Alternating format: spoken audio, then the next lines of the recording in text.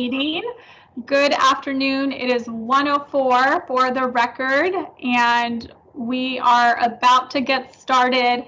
I want to remind everyone to please mute your devices. We are recording today's presentation. It will be posted on our website. So we want to make sure that if you do say something, it is both meaningful and fruitful for the group. My name is Tanya Torno. I am the manager for the Continuum of Care division in Riverside County. Our division falls under the county's new housing, homeless prevention and workforce solutions department. It's a long one, but we have all grown to love the acronym of HHPWS. We feel very fortunate to have a department in our county that solely focuses on housing and workforce solutions. We have quite a few of our team members here in the session. I want to take the time to introduce Laura Gonzalez. You will be hearing from her today. She is the point-in-time coordinator and has worked with many of you in the last 2 years to coordinate the homeless point-in-time count. We also have our director, Heidi Marshall, who is always engaged and active on the call, in addition to our assistant director, Carrie Harmon. And we also have some of our other COC staff, Jamie Gibson, Natalis. There's quite a few that we are very thankful for who help us with coordinating these meetings. Our guest of the hour, because he doesn't come too often to Riverside County to visit with us, is Joe Coletti. He is our HUD consultant and has been a part of the Riverside County team for many years. He is here and will also be speaking and sharing with us on what other local continuums of care are planning for their point-in-time count. Laura, since we are diving in here, we can go ahead and share a copy of the PowerPoint presentation. Do you mind pulling that up so that folks can see? It's not up. It's not up on your screen. It's not. Jamie, is it on yours? Yeah, I see it. Okay, then it might just be my view. Okay. Actually, it's up now. Great. All right, so with that, we wanted to provide you with an overview of today's agenda. We're hoping to keep today's session down to 1 hour. And again, this is the first community discussion. We will have information on the other upcoming planning events at the end of today. But from 1 to 1:20, our plan is to welcome you, which hopefully we did that, and we did that well, and provide you with an overview of the 2021 homeless point-in-time count. We've had several meetings with our federal partners, in addition to local continuums of care, which include Los Angeles County, San Bernardino County, Santa Barbara, Orange County, and others, to talk about our planning efforts. And so we're excited to share those with you.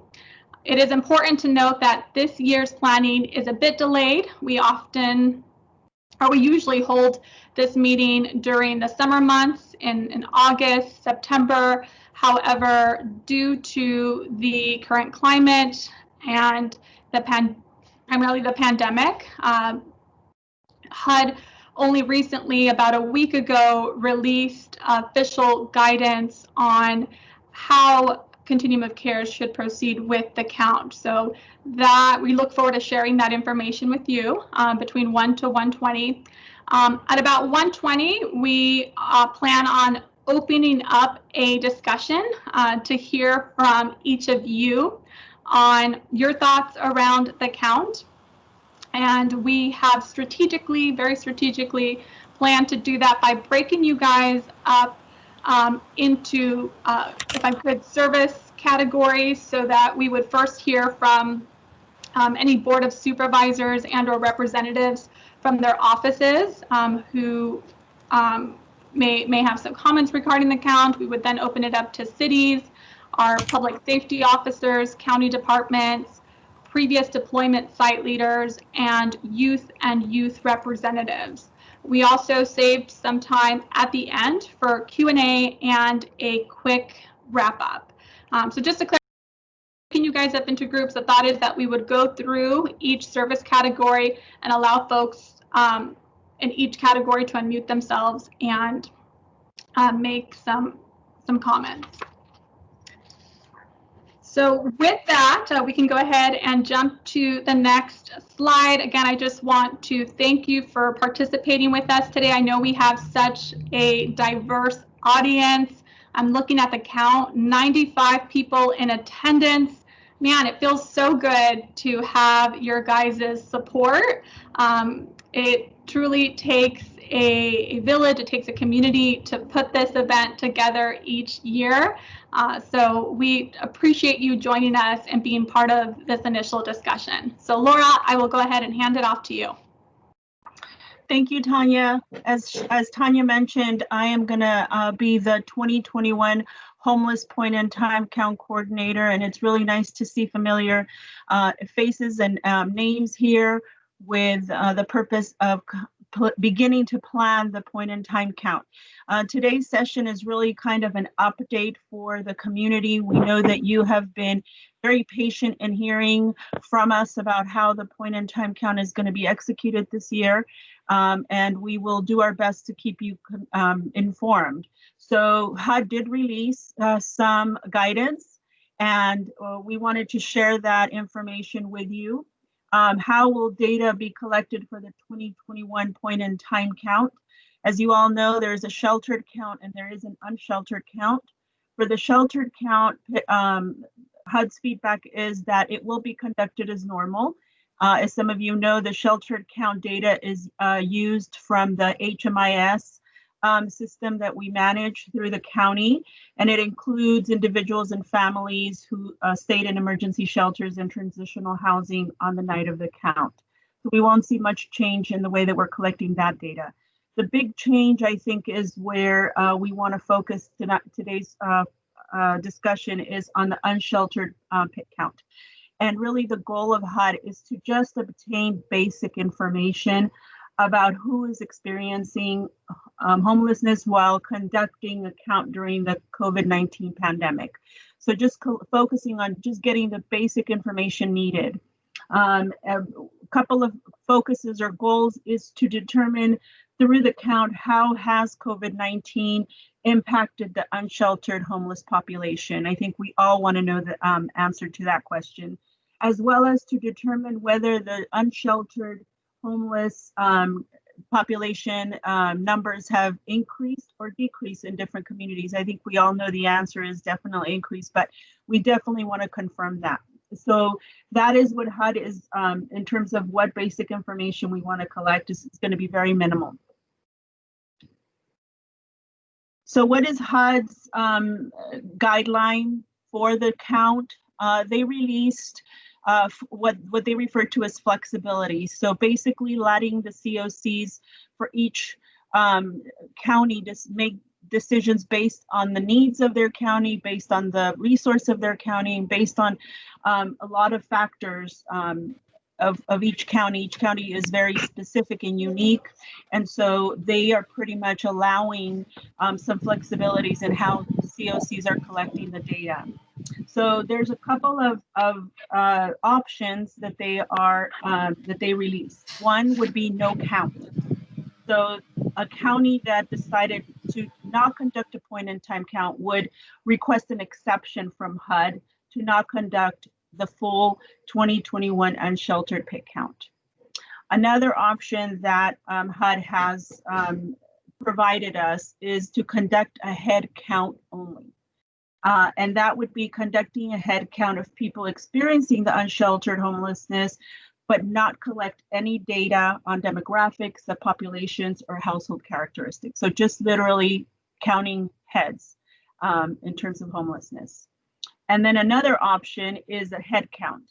Conduct a head count and collect some, but not all of the data elements HUD has required in the past. So that has been the official feedback and guidelines of HUD for us. So now we're going to go ahead and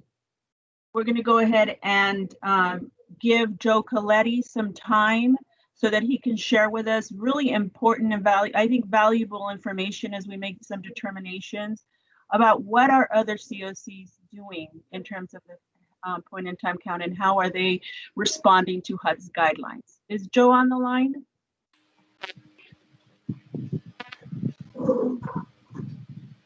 Joe is on the line and we are just attempting to unmute him. Jamie, do you have the ability to do that? I do not. Joe, do you have the ability to unmute yourself? It doesn't give me any options to unmute. Unmute. Is he a caller? Correct. Do we have the last 4 digits of his phone number, Tanya? You're on mute, Tanya. Yeah, it's 6700. Hi. All right, I have Joe on the line. Joe, do you want to go ahead and introduce yourself and we can see if folks can hear you? Yes. Good afternoon, everyone. I'm Joe Coletti, is consultant for the county. And as Laura mentioned, there is 3 options in regards to requesting an exemption. This is new guidance, obviously, from HUD. And in the one slide that you're looking at, it concerns an exception to some or all of the unsheltered point-in-time count requirements. And as was mentioned, what I do is coordinate the what we call the Southern California Continuum of Care Alliance, which is made up of 13 continuums of care in Southern California, of which obviously Riverside is one of them. And we did a survey among ourselves because we all want to know what we're doing. You know, we want to help and support one another. Riverside wants to know what the others are doing. The others want to know what Riverside is doing. So one of the questions that we asked was, will your COC request an exemption to some or all of the unsheltered point-in-time count requirements? And nobody said no. 10 of the COC said we are going to, we plan on requesting an exception, and the other 3 are currently not sure, but very likely they will request an exception. They'll probably be all 13. So when it comes to an exception in the next slide, will your COC request an exemption to only conduct a head count, right, and ask no data, not do any data collection on demographics, subpopulation, or household characteristics? And so right now, things are kind of split among the 13 Southern California COCs. 5 are currently planning on requesting an exemption to only conduct a head count. 1 is considering not to do that, and the other 7 of the 13 are currently not sure. And so on the next slide, you know, will your COC request an exception to collect some but not all of the data elements that HUD has required for past counts? Nearly all 13 COCs, 12 out of the 13, are currently saying not sure, because as you can imagine, collecting any data, having counters interact with persons who they are counting is not an easy thing to say that that's what we're going to do at this moment in time, obviously for health and safety reasons.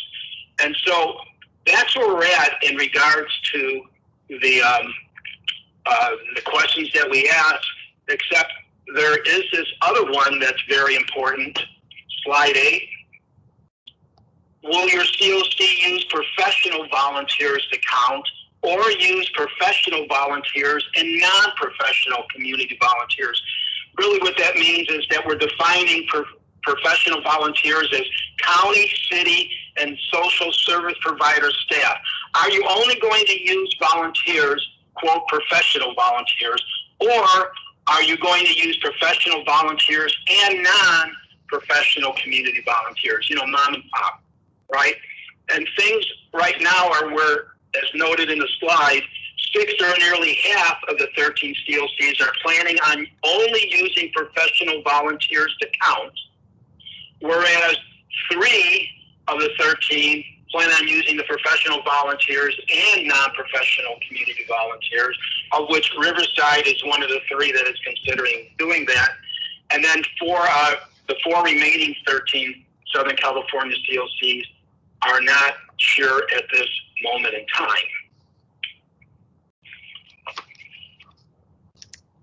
Thank you, Joe. We appreciate hearing from you, and I know you're going to remain on the line. Just so everybody knows, once we open it up to the community insights portion, we'll go ahead and unmute folks by service category, or allow you to unmute yourself so that you can provide feedback. I'm sure that as you're receiving this information, you're already beginning to jot down your notes. And at the same time, probably getting ahead of me and already reading the recommendation that staff has prepared for how we should proceed in Riverside County. So from this, you'll see that staff is recommending to proceed with only a head count of people experiencing unsheltered homelessness. This would mean that we would not conduct any interview surveys, so we would not be requesting additional information about a person's subpopulation or obtaining any individual demographic information. This recommendation is largely centered around aligning with public health, who we have been working very, very closely with since the start of the pandemic, but also in our planning for the point in time count, in our discussions with public health, and looking at the high number of cases in addition to positive cases. At this time, their recommendation is to only proceed with a head count, as it is very, very difficult to conduct an interview survey without minimizing the risk. In addition, it is important to note that we have received clarification from our representatives at the HUD level, those at Washington, D.C., confirming that COCs will not lose any points in the 2020 COC program application. These are federal dollars that come to Riverside County on an annual basis and are used to support the various activities of whether it's street outreach, housing assistance dollars, all funds that get dished out to our county and nonprofit providers to administer homeless services. So we can receive confirmation, we can rest assured that the results of the 2021 point in time count will not impact our funding. However, as Laura indicated earlier, proceeding with a head count is valuable because it still allows us to measure to some extent the impact of COVID-19 and the number of people who are experiencing homelessness, right? We always talk about the point in time count being a good indicator of trends. Do we see our number going up? Do we see it going down?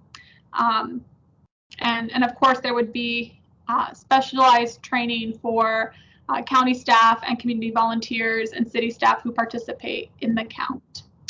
So with that, we can jump to the next slide, and I am going to hand it back up to Laura. Thank you, Tanya. So in our research and in our attempt to really get a good sense of what the county will be planning in terms of the point in time count, like Joe mentioned, we looked to see what other COCs are doing, but then also looked within the county to get some feedback from different departments. We also met with county council. Their feedback was that the count is definitely an essential government activity that we can go ahead and move forward with conducting, but always adhering to strict public health guidelines in terms of our volunteers. Definitely providing personal protective equipment and including waiver to include COVID-19 verbiage, because it is a lot that we're going to be asking of from our, what Joe referenced, professional counters. And definitely our goal will be to eliminate participation of any high risk volunteers. So if we have some staff or some outreach workers that are high risk, we would definitely not ask them to participate in the count. So even with doing a no head count only, we will still be asking our volunteers to go out into the community, and we want to make sure we consider all of those safety considerations, since it's so important to keep everyone safe. Just really quickly wanted to mention in terms of the youth unsheltered youth count, that is always a count that we do along with the general count. It's always done at a different time of the day, and so we definitely want to do the same with the youth count. Identify co-lead agencies that will help us come up with a good plan, a strong plan on how we can conduct a head count of youth. We will always, as always, depend on the Youth Action Board as well as youth-driven committees to assist with planning and target those experienced service providers to help us determine what is the best way to plan the count. It's an important subpopulation, and we want to make sure that we're able to collect some data on the unsheltered youth. Some planning considerations as we start talking about planning and really looking at not only how we're going to how we're going to conduct the count, but also the methodology. How many days are we going to conduct a count? What are going to be the times? We have to recognize that there is a significantly shortened time to plan. Generally, planning begins in July. We are now end of October, and so we will be in a time crunch to make sure that we plan this count effectively.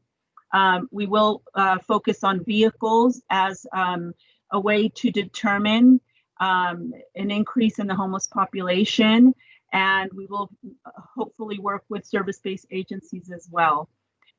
We will hopefully also, in the past we've used deployment centers. We want to see if we can do that as well. And we definitely want to get an inventory of those homeless and social service teams or those outreach teams that are available to us and able to work with us, because they're going to be our key counters. They have the experience. Some of them are still out in the community now. So they're really going to be the ones that guide us in terms of what is a safe way to be in the community. Any kind of training that we conduct, we will do so virtually. We will always rely on law enforcement for those soft counts to determine where we can find homeless individuals as we do a head count, if that is decided. And then once again, we will continue to work with Joe so that he can lend his expertise and help us kind of have an idea of what other counties are doing. So these are some of the planning considerations that we need to take into consideration as we move forward. Thank you, Laura. So this is the part in the community discussion where we get to hear from you. Before you begin to unmute yourselves, I just want to go over the rules for the dialogue. We are going to be calling out groups by service category. If you fall into that category, then you can unmute yourself. Before we begin to start that up, again, I know that this is new information for you. Know that to some degree, this is relatively new news to us. HUD just released official guidance last week, but certainly in the last 6 to 8 weeks, our team has been engaged in several community discussions, Laura mentioned, with both HUD and our SoCal partners. We definitely recognize that some of you may have additional questions about the planning process. We will do our best to answer as many questions as we can. Some of the logistical things, as an example, a question that I got asked earlier was around how are you going to coordinate transportation for county staff and the community volunteers that you have signed up so that it's done in a safe, public health approved way. And I did not have the answer at that time, but I said, well, I'm gonna have a good discussion planning call this afternoon, and then a planning meeting next week where we can try to address or come up with a solution. So know that I believe Laura and I are going to be doing lots of writing, taking lots of notes, but this truly is a time where we hope to hear from you to get your thoughts, your feedback. Know that our recommendation is a starting point, and is based on where Riverside County stands today in the midst of the current pandemic, and of course our close partnership with public health. So with that, at this time, we want to recognize our Board of Supervisors and any representatives we may have from their office. If that is you, we want to welcome you to unmute your devices. And again, just use this time to make any comments, ask questions. We'd love to hear from you. Tanya, it's Greg. I'll go ahead on behalf of Supervisor Perez. Hi, Greg. Thank you for joining us. We can hear you. Okay, great. A couple questions first. On the shelter count, will that include demographic data? As it is proposed right now, it would only include observational data, so no interview survey questions. Okay. And then is it a yes on community volunteers? We are looking at recruiting community volunteers. The recommendation from HUD, in addition to public health, is to make sure that we weed out any high-risk individuals for the field-based piece. However, we could utilize them for other pieces like assisting with the virtual trainings. Okay, perfect. So my only comment is, I'm a data geek, that. So the demographic, not getting that is a little troublesome, but as one who's handles the COVID policy out of the supervisor's office as well, I think this is the best way to go for not only protection of our volunteers and county and city staff, but more importantly, we've been pretty lucky in this county about no outbreaks in encampments and stuff. And so I think that would really help in maintaining that. So I think you guys are on the right track. Thank you, Greg. Hi, Tanya. This is Natalis here. I think Greg's the first question was about the sheltered count, right? And then I think your answer was targeting at the unsheltered count with the observational, right? So are we getting, are we using demographic data for the sheltered count? Correct. Thank you so much, Natalis. The sheltered count would remain as it is, and we would be able to pull demographic information from the homeless management information system. Those of us that have been doing this for a long period of time know it as HMIS. So we would have demographic information for folks who are in emergency shelter or being assisted through a hotel voucher such as Project Room Key. Okay, that's great. Thanks, Natalis. And that I was going to talk to you about that offline, so that's good. You're welcome. And then I see that there are some questions that people have put in the chat box. So is it the right time to read them out and answer them? Why don't we go through first each kind of service category and allow folks to speak up. The question that I'm seeing in the chat box is, can we get a copy of the presentation? We will absolutely email everyone a copy of the presentation after. We wanted to give those of you that joined us the first dibs on taking a look at it before we sent it out, but it will be shared by way of email. At this time, do we have any other Board of Supervisor representatives or Board of Supervisors themselves that would like to make any comments? Hi, Tanya. This is Sunday Sales, 3rd District Supervisor Chuck Washington's office. First of all, I really want to say thank you to you and Laura and the team for bringing in the community members to discuss some of the changes that HUD is requesting, especially doing now, because we weren't quite sure exactly how we were going to do the point in time. So we really appreciate all the effort that you've put into it. With that, I did have a question in regard to duplication. And I think we had talked about it a little bit before, and I know we were still on the fence trying to decide how we were going to work with that. If we're going to do head count only with no data, which means no interaction, how are we going to cut down on any duplication that may occur? Thanks, Sunday. It's good to see you on here. And I do recall the question about duplication. This is definitely something that we considered in our planning. With a head count, we would only be counting people through observation, so there would be no interview questions. You know, there again, that would not allow us to address duplication, but with a head count, we would be able to get a general idea or sense of the number of homeless individuals in a given area. As I started, oh sure, and Joe is here on the line, so he's good. Joe, you want to chime into this question? Yes, thank you. I hope everyone can hear me okay. Yeah, the methodology that we will adopt, what HUD promotes in these type of a situation, is called a Blitz Count, and that is where you're trying to count everybody in a certain window of time, not too short that you're missing folks, and not too long, because the idea is to have this window of time so that you can minimize any double counting. Now, so the methodology that we're going to use is a HUD-approved methodology, which is called the Blitz Count.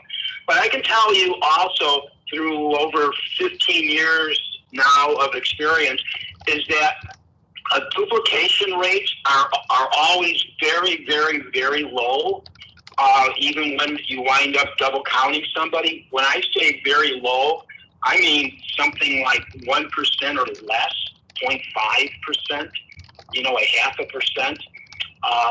And so what we will again use is a HUD-approved Blitz Count method in order to prevent duplication, counting the same person more than once.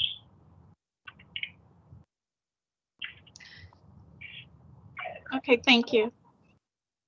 I included I just wrote out Blitz Count. I know the first time I heard it, that was a new term for me. So I had to have Joe repeat it several times and text it to me. And then I think, followed up later and said, can you email me whatever you were talking about the other day? Because it just wasn't registering.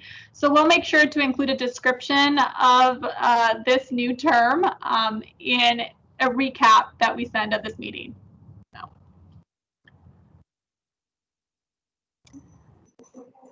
Any other comments? Do we have any other comments from Board of Supervisors or any representatives from their offices? I am seeing questions in the chat box. Thank you for having those there. I'm going to go to those, make sure we get to those at the end. At this time, we'll go ahead and open it up. I know we have some cities represented on the line. If you want to go ahead and unmute yourself, if you are representing a city, we'd love to hear from you. Hi, good afternoon. This is Hafsa with the City of Riverside. First of all, I just want to say thank you so much, Tanya, to you and your entire team in having this community discussion. It's very, very important. We in the City of Riverside are very much dedicated to the point in time process, being the county seat and then also having the highest unsheltered based on the last count. With that being said, I also want to thank Joe for the information that you provided on other jurisdictions. I have a few questions in terms of the unsheltered. I think that what we're balancing here is COVID safety as public health, but then also looking at ensuring that we're getting the accurate data in order to propel programs and services through a data-driven approach. Well, that being said, I also want to integrate the fact that while COVID precautions is important, I think with the count, it's going to be really important with the data to gauge the COVID safety of individuals experiencing homelessness as well.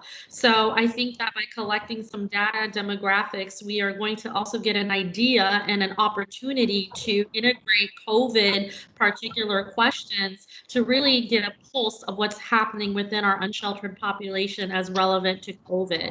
I think that presents an opportunity, and I really want to make sure that the COC sees that as well. But my other question is basically particularly to Joe. I'm wondering, with the advancement of technology, if there's specific jurisdictions that are utilizing any innovative ideas on working with the unsheltered population without the face-to-face, if there is additional CARES or COVID funding across the board that's equipping individuals who are unsheltered, or maybe providing a navigation center to answer those questions. I'm wondering if there is an infrastructure that's utilizing technology. Any thoughts?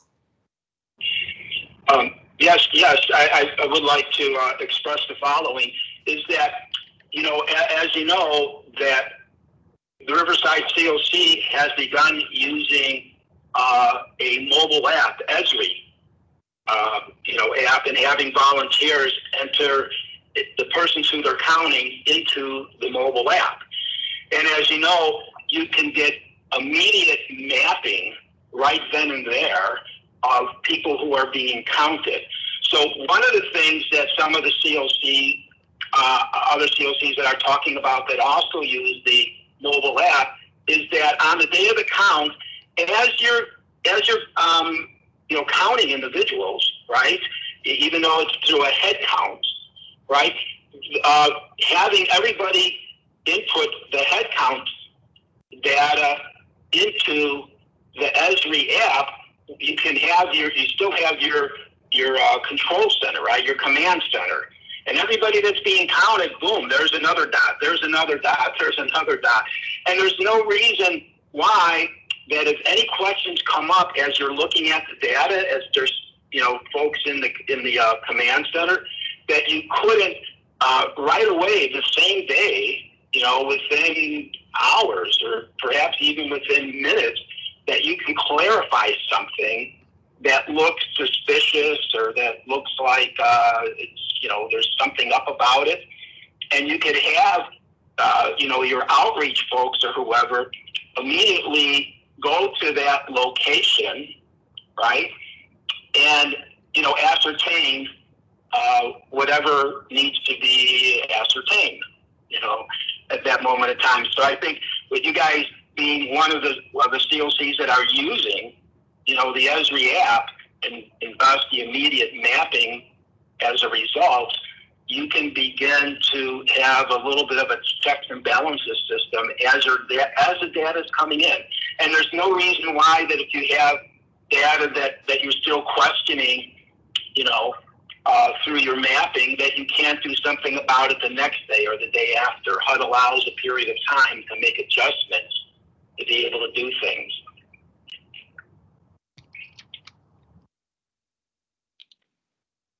Thank you, Joe. Thank you, Hafsa, for asking that question. Did I answer it though?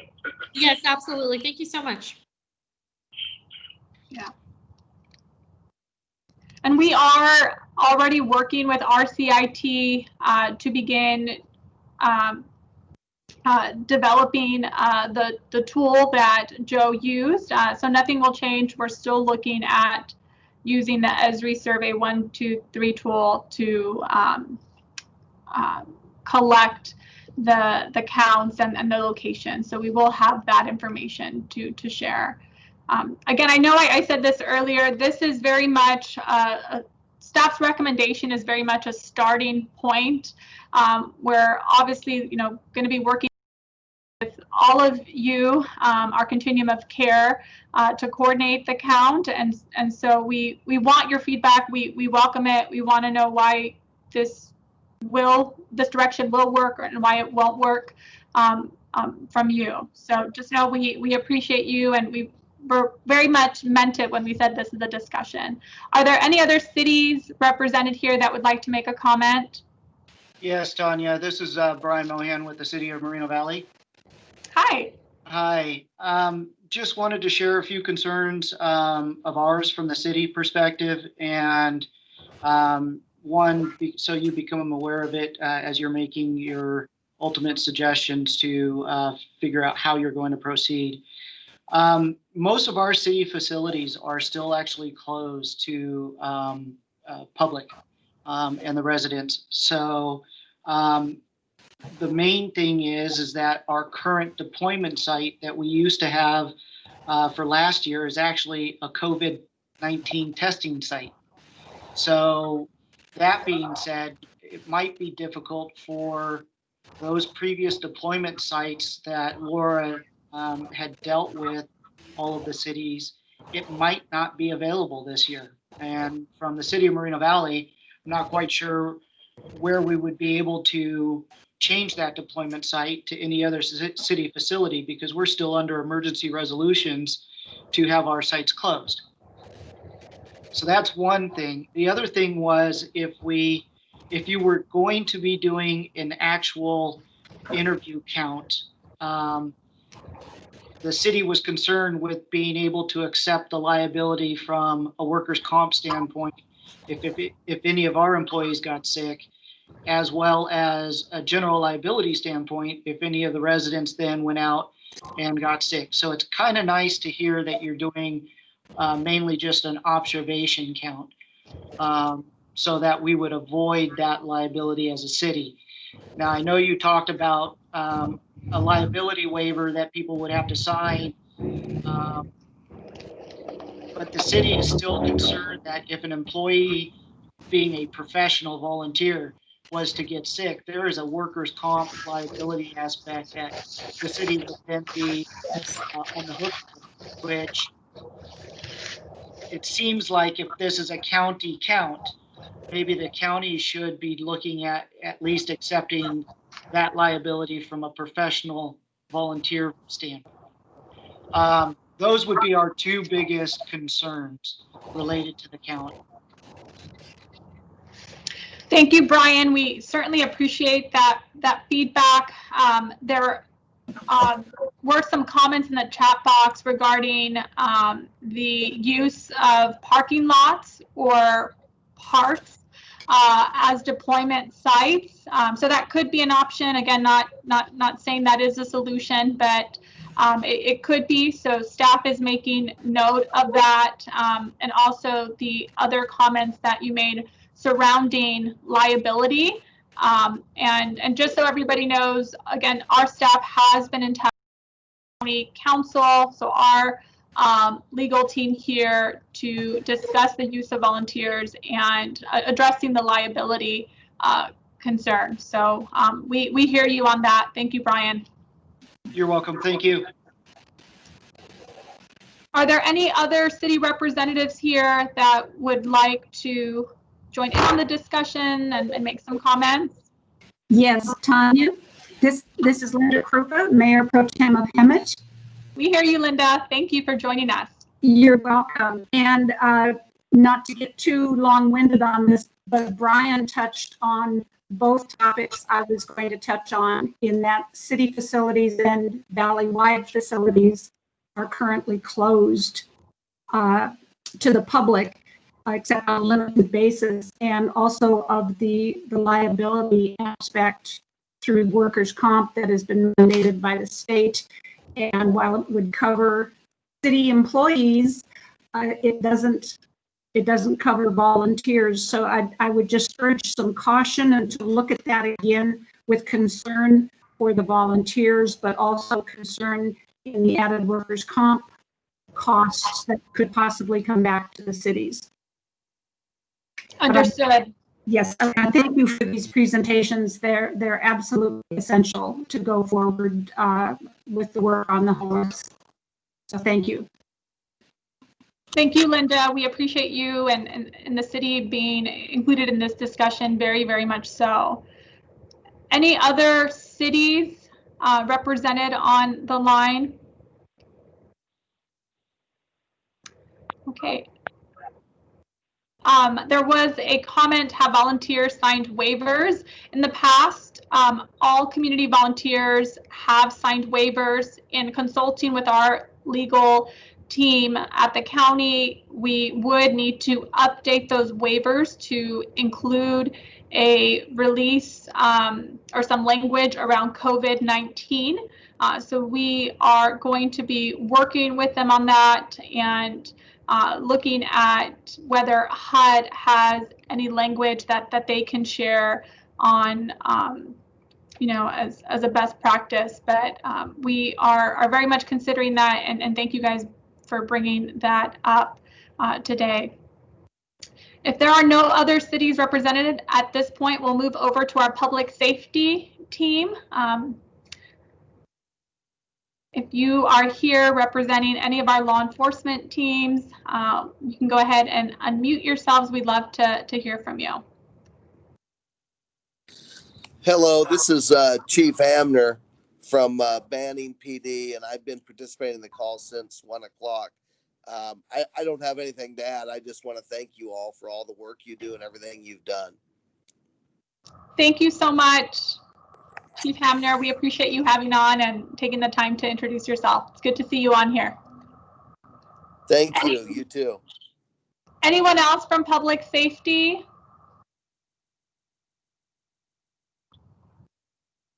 All right. We'll go ahead and move over to any county departments. Certainly we have some public safety.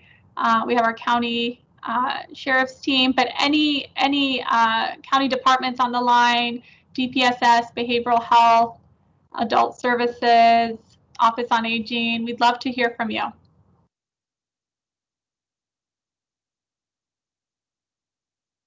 Just make sure to unmute yourself so that we can hear you if you are attempting to speak.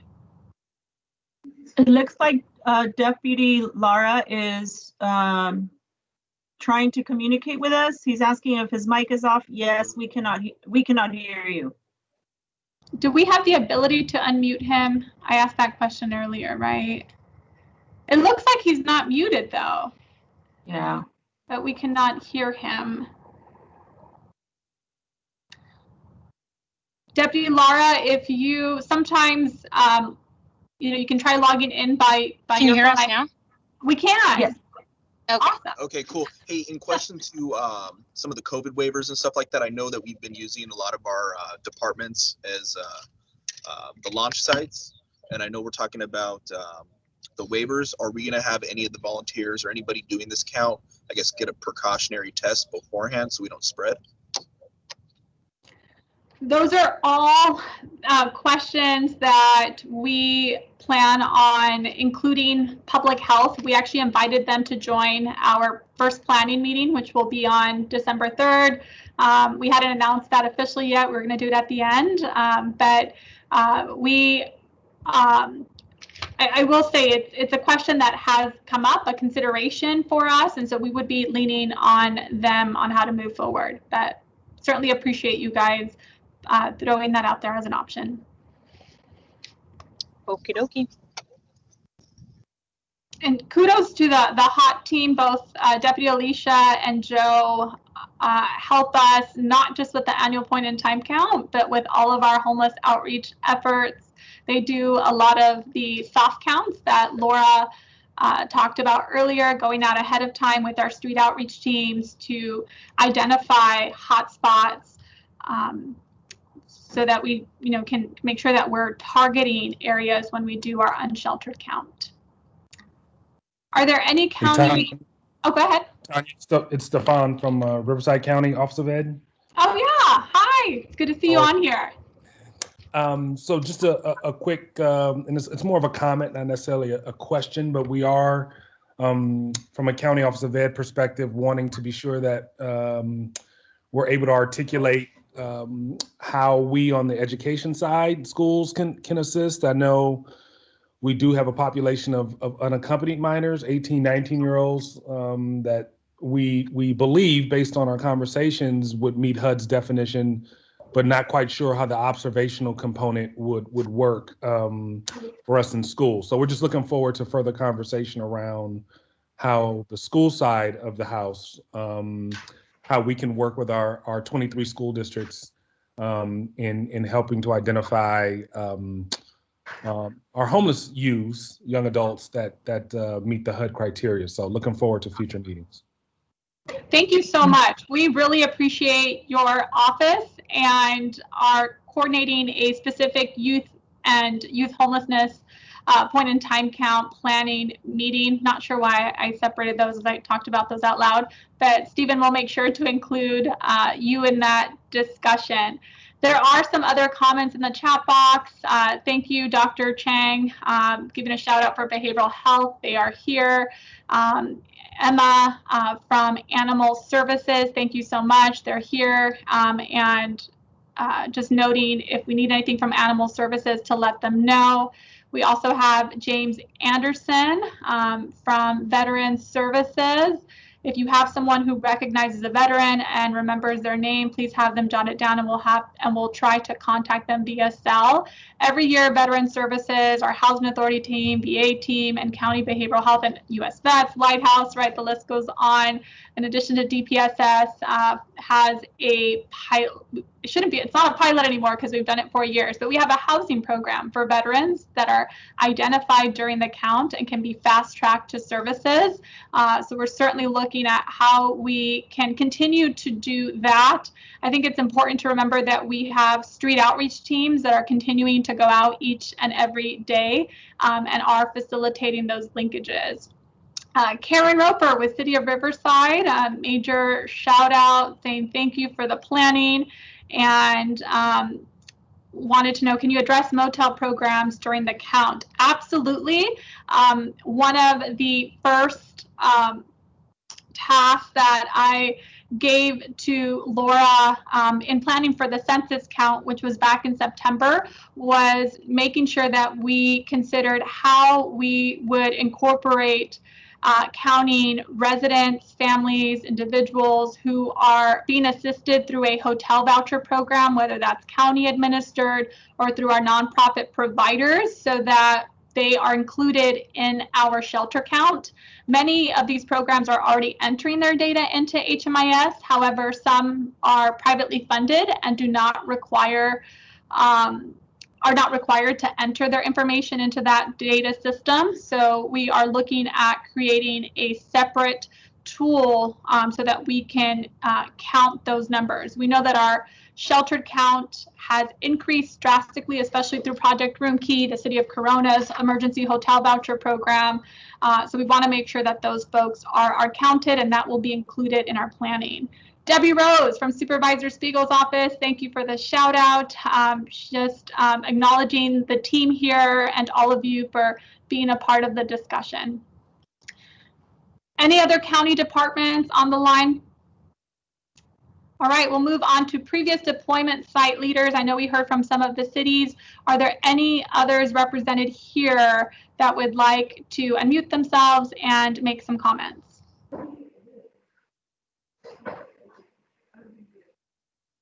All right, we'll move on to youth and youth representatives. Do we have anybody that is representing a youth agency, or maybe you're just like me, you just have a heart for serving youth and would like to speak to what the count would look like for this population? Feel free to unmute yourselves. We'd love to hear from you. Hey, Tanya, it's Rainbow with Operation Safe House. How you doing? quick question. So I know that during some point we were talking about extending the count, but did we ever decide on how many days the count was going to be? I was waiting for Laura, but I'll chime in. We are saving that piece for the planning discussion. Joe is on the line, so he will give me a hard time if I don't mention that we are exploring the ability to spread out the count regionally over a 3-day period. So as an example, we could look at doing a count in the Coachella Valley, Riverside, and in the Southwest area. So again, this is very much an idea that has been thrown out, but we need yours and the Continuum of Care's blessing in order to be able to move forward with that. So hopefully, Rainbow, that answers your question. Yes, thank you. Sometimes I get sidetracked. I get too excited with these questions. I take them to another level. Any other comments from youth and youth representatives? All right. Oh, go ahead. I have just a quick question and a little bit of a comment here. If we're not going to be in the unsheltered count, if we're not going to be taking demographics, how are we going to get like an accurate count of what the demographics are amongst homeless people here? Because I know that, especially for like the LGBT and trans population who are already undercounted, a lot of them are going to be unsheltered. So I want to know, how is that going to like affect those populations if they don't get an accurate count under the point in time count? Can I chime in, Tanya, if that's okay? Thank you, Yuki, for your question. It's a great question. Once again, I think the planning meetings, during the planning meetings, we will be able to answer a lot of questions, such as how will this be done? In terms of counting youth or any individual, we will work with service-based agencies for them to let us know, hey, make sure you count here because we do have some youth that congregate in this area, or make sure you cover this area because we know that there are youth that can be counted there. So once we make the final decision and everyone is aware of how we are going to do the count, then we will really get into the weeds of, you know, the length of time, what partner agencies we're going to be working with, how are we going to count as many individuals with the limits that we're going to be working with. So your participation, Yuki, would be definitely a plus when we do sit down and start talking about those challenges we're going to face. As we come together, it's best to, you know, to work together as a community so that we can make sure we cover all those areas. And it is time, it's 2:02. I did want to jump to the next slide and just reading the chat box. So Giovanna, who is one of the coordinators over the Family Resource Centers, longtime friend, good to see you on here, is